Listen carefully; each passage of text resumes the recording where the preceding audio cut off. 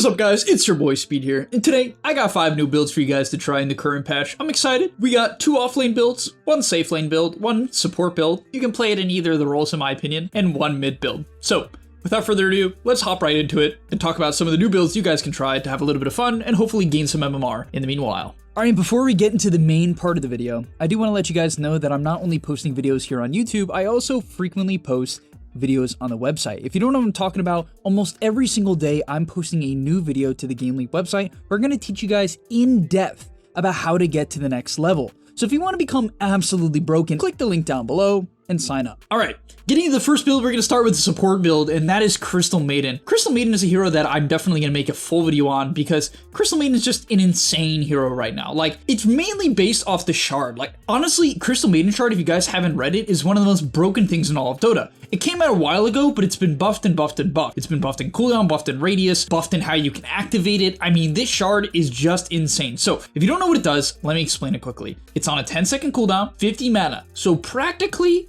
no mana on an extremely low 10-second cooldown. Then you slide backwards, you disjoint projectiles. That is the big one people don't know. You disjoint projectiles. So if there's a Sven stun coming at you, if there's a shackle shot, avenge stun, you can completely dodge it on a 10-second cooldown. Yeah, I'm not kidding, right? You're like, oh, I didn't know that. Yeah, you probably didn't know that. It's insane.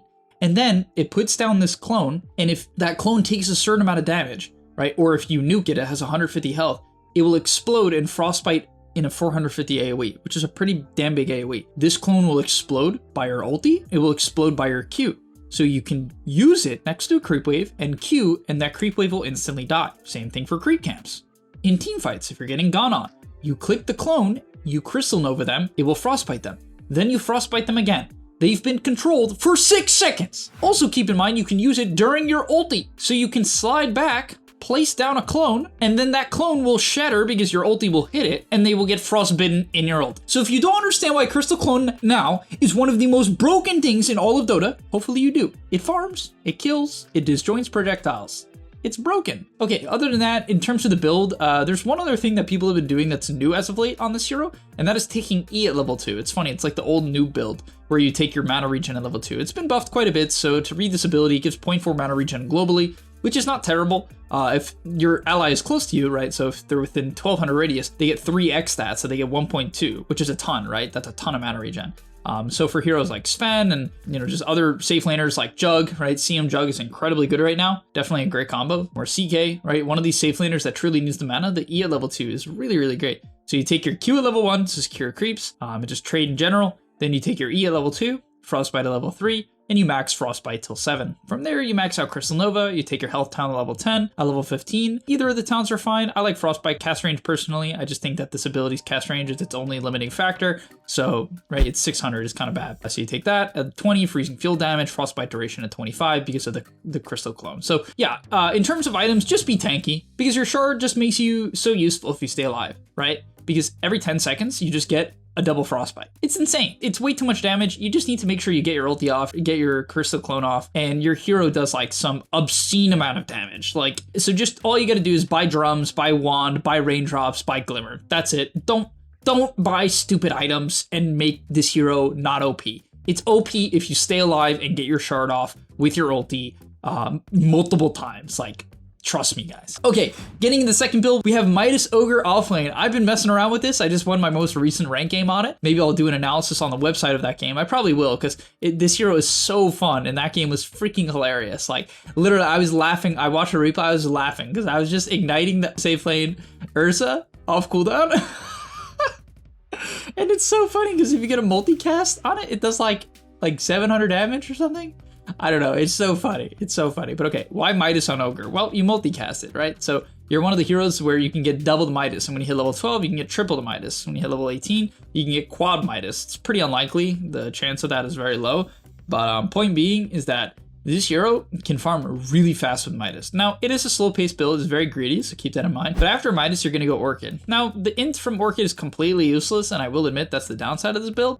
But other than that, it's insane. You get attack speed with Bloodlust and Phase Boots. You hit really hard, so you have like a ton of attack speed. You might be like, this is too much attack speed. I have Bloodlust, Midas, and Orchid. Surely it's too much attack speed, but let me explain. At level 15, you get a damage talent. You get an 80 damage talent. right? So you hit like a truck once you get 80 damage, 80 damage. And when you have Orchid, you multicast Orchid. So in an AoE, you can multicast the Orchid. It's a 75% chance. And then you're silencing 2 targets. So in teamfights, you walk up, you're double Orchid, right? I mean, that's so powerful. It is so powerful. And then you have infinite farming potential. This hero does actually have mana problems. The Orchid really, really helps with that. And then I like buying Harpoon. You can just be safe and buy a BKB because you have a ton of attack speed, you have phase boots. With Bloodlust, you have a ton of movement speed, so you can really get in there with your high attack speed, high movement speed, BKB, click, click, click. But I like buying Harpoon next. You get a ton of stats, and then you multicast the Harpoon. It's really funny. It's a bit wonky, like if you see it, it's really wonky, but you pull everyone in. Like, it doesn't pull everyone fully to you, but it will pull the last person fully to you. But it will pull everyone slightly to you. So it's like a mini vacuum, and then you Orchid, so you mini vacuum, you Orchid everyone, hopefully, you know, it depends on the multicast, and then you just start beating with like 200, 250 damage. And yeah, I mean, this hero, a big thing as well as the laning stage is really easy. Like, you have 88 damage at level 1, you just buy 4 gauntlets. Then what I do after the 4 gauntlets is I buy 4 gauntlets, phase boots, Midas, Orchid, Harpoon, and then from there it's just like whatever's good for the game. BKB, you know, Hex, you can even buy, you could just go full right click, buy a Basher, you know, you can buy Conda, be a bit of a mixed build. There's so much potential. So, all right, getting to the next build, I am going to make a video on this tomorrow, is Armlet, Radiance, Sanjin Yasha, Lifestealer. This hero has been majorly buffed over the last few patches, outside of the most recent patch, funny enough. It lost movement speed on Rage, but this wasn't a big deal. Honestly, this Rage nerf, this movement speed, isn't that big of a deal. It hurts him early on, but it's the same exact movement speed at max level, so it's not that bad. Why is Lifestealer better now? Well, technically Armlet is slightly nerfed because they nerfed Helm, but it's not a big deal because Radiance is majorly buffed. It gives 5% more evasion, and Sanjin Yasha is giga buffed. It's cheaper, gives 5% more status resist, and it gives more HP and lifesteal amp, which of course on Lifestealer, lifesteal amp is pretty good. It's pretty good. Would you believe it? It's good. So yeah, this hero is really good right now. It's good against the offlane hero pool, which is always a key thing, right? It's very good against like Centaur, for instance. And then, yeah, as I said, I think Armlet's in a great place. Like, it's been in a great place for a while. There's just very few heroes that can get away with it. Lifestealer is, of course, one of those. Radiance is buffed. Sanjin Yasha, buffed. The shard on this hero is insane. Like, I'm pretty sure Lifestealer is just a very, very good hero right now, and I highly recommend it if you're counterpicking the offlaner and they are a strength hero. Give Lifestealer a shot, buy these items. You're a complete menace. Your talents are insane. At level 10, you get rage movement speed. At 15, you get damage or health, both like 350 health or 30 damage, both great talents. The shard is completely broken. I'm going to cover all this more in tomorrow's video, so I'm going to keep this one short. But all right, let's get into the next build. The next build is a hero that got nerfed so hard. It was giga broken back in the day. But now it's received a couple of buffs here and there that have made the hero actually a very good pub hero. It has a 51% win rate in pubs. It's quite above average, and that is Bristleback. So if you remember what they did to Bristleback, they nerfed the Ags extremely hard. They nerfed the cooldown, they made it do 1 less quill, which is a big deal. Then they nerfed the shard, they nerfed the cooldown of the shard, and they nerfed the max stacks of goo from the shard. So they nerfed this hero a lot. They also nerfed the E, the threshold. Bristle got nerfed quite a bit, guys, okay? You might be like, why in the world are you suggesting this hero? Well, it's been buffed quite a bit. Let me talk about a couple of the buffs. So the build I recommend is Bracer, Bassi, Mana Boots, Ags, Shard, Voodoo Mask, Bloodstone, Kaya Sanj, and then Octarine. But the Octarine can be some different items. It can be like Shiva's too. So you have armor. But yeah, so what is so good about Bristle right now? Well, what they buffed is a lot of things. Number 1 is Mana Boots. Mana Boots are so good, and so on offlaners that need Mana Boots, Bristleback needs Mana Boots, it is huge. And Bassi is massive for this hero. It allows him to just put out a couple more quills per minute, 2 more quills per minute. It's a big deal. It really changes how the hero can farm, how it can interact, how far it can push its limits. The Mana Boots change is massive. Then you rush an axe. Don't buy any small items. I wouldn't recommend buying on any regen. Just buy a salve if you need regen.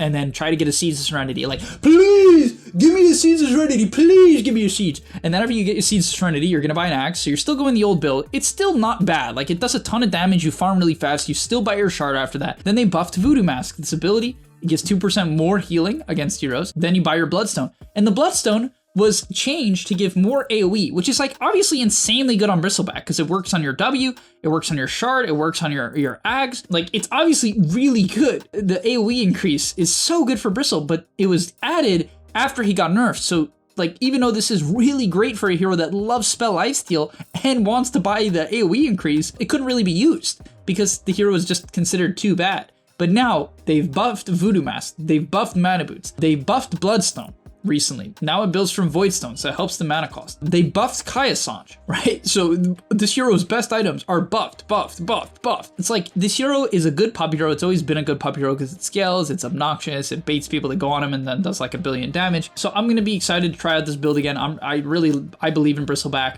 It just got nerfed way too hard back in the day, and so it kind of fell off for a while, but it's back. All right, and finally, the last build is Lash Mid.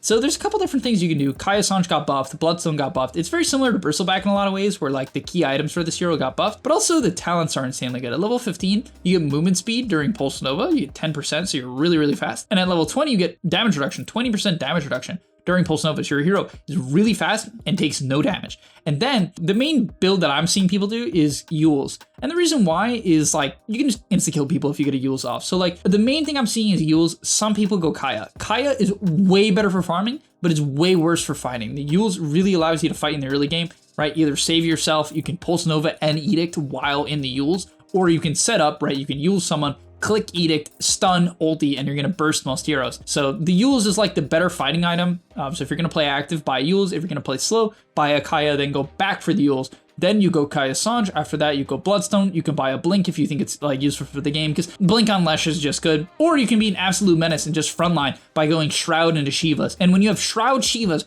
plus the 15 talent, plus the 20 talent, plus Kaya Sanj, plus the Spell Amp, you take like no damage and heal like an absolute mad lad. So this build is really, really fun. You just get giga tanky. You get a Yules, and then when you Yules with the Bloodstone active, and you have Kaya Sanj Spell Lifesteal Amp, as well as like a ton of magic resist and a ton of armor from Shiva's Shroud. Like obviously this is a lot of gold, but when you put this all together, you are invincible. Like this hero is just a menace, like an absolute menace to the front line. Like you can't die. So right, that's gonna be all for today's video. Hopefully you guys enjoyed. I recommend you try out these builds ASAP. They're really, really fun. I'm excited. Personally, when I have to play support, I'm gonna be picking Crystal Maiden. This hero just does. You gotta get good at the shard a little bit. Once you do, you're gonna be like, wow, this shard is OP. It is OP if you know how to use it. And yeah, the Midas Ogre is fun. Lifestealer's in a great place. Bristleback's just a fun ass hero. I love Bristleback. And then finally Leshrac, another hero that's just so similar to Bristle, just got buffed. Its items got buffed, and that's what makes a good hero a lot of the time. All right, thank you guys so much for watching. I'll see you in the next one,